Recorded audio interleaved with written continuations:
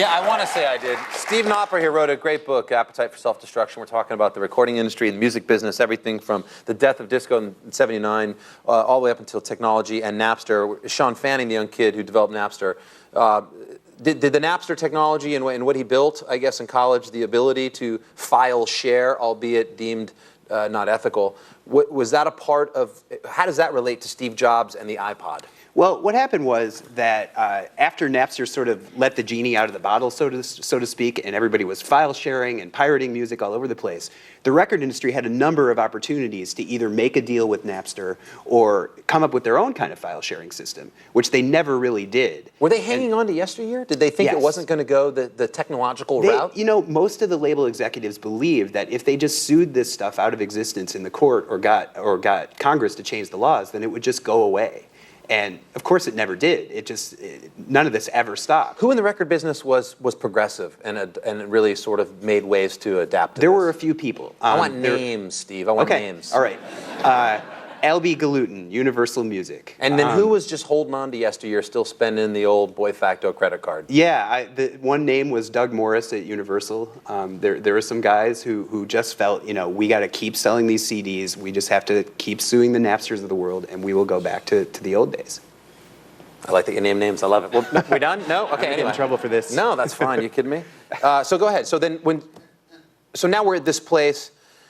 And when how does the iPod happen, the iTunes store? You're saying that the record industry should have done a deal with Napster, essentially. And that's really copying to where we're at in the world. Right. They didn't. They had an opportunity to a few years later, and essentially Steve Jobs went around and wrangled them all, and they thought, well, this time around, we have to do the deal. That's exactly it. That was 2002, and Steve Jobs first he started with Warner Music, and he called the executives, and he said, you guys are doing this wrong. You got to get a handle on this digital music, because it sounds quaint today, but in 2002, the only way you could download music off the internet was illegally. There was no way to buy it, and that was a very frustrating period for a lot of us, and including Steve Steve Jobs. Business thought that they could have created a legal system. By 2002, they did, and Steve Jobs said, "You guys are stupid," and he invited them all to his headquarters in his office in Cupertino, California, and he said, "You know, this is what you should do." And he turns around a computer screen, and there's the iTunes Music Store. What a great meeting that was, because I mean, these are guys in the record business who have been spending money ridiculously for 30 to 40 years,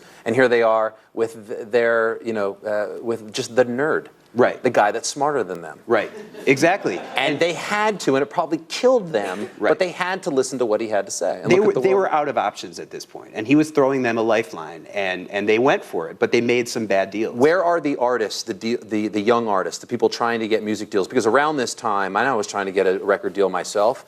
Joint ventures were done. They weren't spending any more money. There was the tightening of the belts across the board at record labels. How does this affect the artists? In one way, it seems like it's great. The band that's on tonight, Company of Thieves, they were able to put out their first record by themselves. They were able to use social networking and the internet to their advantage to get to South by Southwest, to get signed by Wind Up. Right. Their story was okay, thanks to technology. Mm-hmm. But around this time, was this a good time for new acts, or did this sort of... Around the post-Napster period, you mean? Yeah, I mean, it sort of depended how you see things. I mean, there's this band called Dispatch, and they didn't have a record label. They had fans. They built up a fan base, and they actually used Napster. They put all their stuff on Napster, all their songs on Napster for free, and built a huge following that way, despite everybody in the record industry saying this is wrong, this is theft, this is copyright infringement. And just a few years ago, they headlined Madison Square Garden because of this huge fan base. And it's the big bands that post-Napster had a real problem with it, right? Right. Most of the, I mean, people who had a large library, an archive of songs that were being, I guess, illegally shared, they thought, right, yeah, like Metallica's of the world, thing. Right, or Dr. Dre or Eminem, all these artists at the time. This is proprietary stuff. This is my stuff. You cannot be stealing that. Are we at a place now with iTunes and where we are digitally where everybody's happy? Is everybody happy right now? No. The record labels are not happy because they're selling 99-cent songs instead of $15 to $18 CDs, so their profit margins are going way down. So they're trying to figure out any way they can to make money. This is why there's less record labels right now, and they're trying to figure out how to make more ancillary money from the groups, hence some of these Live Nation deals that we hear about. Yeah. They need to find profits in other streams. Right, and sort of the balance of power over the last few years has shifted from selling records in the record industry to selling concert tickets in the concert industry. So now everybody's going, where can we make all the money? The top lawyers are shifting over to the concert industry and representing promoters and managers and so forth. So the music now, what was on a vinyl, my off-the-wall great Michael Jackson record that's I cherish. Yeah. Music essentially in 2009, business-wise, is a lost leader.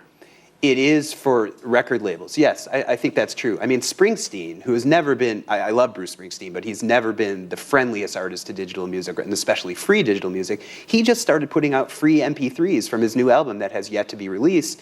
This is going to help him sell records, but more importantly, he has a concert tour probably going to kick off around the time of the halftime show of the Super Bowl. So yeah, those songs are lost leaders for that whole situation. We've talked about the troubles from the change from 79 to 89 to arguably 99 to 2009. What is the future? You know, the future, I think, for record labels, I just see the business continuing to shrink. I think they may still exist. They may still be sort of superstar machines. But as you know, the record sales figures are getting smaller and smaller every year, sort of disturbingly small for the big stars. I think it's a great time of opportunity for bands. You have YouTube, MySpace, TuneCore, iTunes, Amazon, blah, blah, blah, all this type of stuff that you could do that 20 years ago, if a band wanted to get well known, they had to sort of beg their local newspaper for a listing or sign what might not have been a favorable contract with a record label. And Steve, ultimately, doesn't it really, at the end of the day, whether it's through technology or through touring, which is what it used to be, through getting out there in front of people, I think of, Russell Crowe and Gladiator. The truth is, if the crowd roars for you, you win your freedom. I mean, isn't that at the end of the day, for music and for a band, for a song or for a record, if it's good enough and if the people respond, whether you get it out there through online methods or through sitting in a van, that relationship between fan and artist still exists. Right, yes. And my book that is exactly right. But my book talks about the middlemen. The middlemen are the record labels between the fan and the artist, or they used to be. Okay. Now the middlemen are concert promoters and managers, and it's sort of the fight for the middle between that exact relationship. So do we end with poor Clive Davis? Well, Clive Davis sort of lost his gig last year and got a new one. He's doing just fine. But I think he's doing okay. Well, we could talk all night, Steve. I appreciate it, and thanks for sharing the insight with us. It's a great book. Steve Knopper, everybody. Appetite for Self-Destruction. Pick it up. We'll be right back with the great music of Company.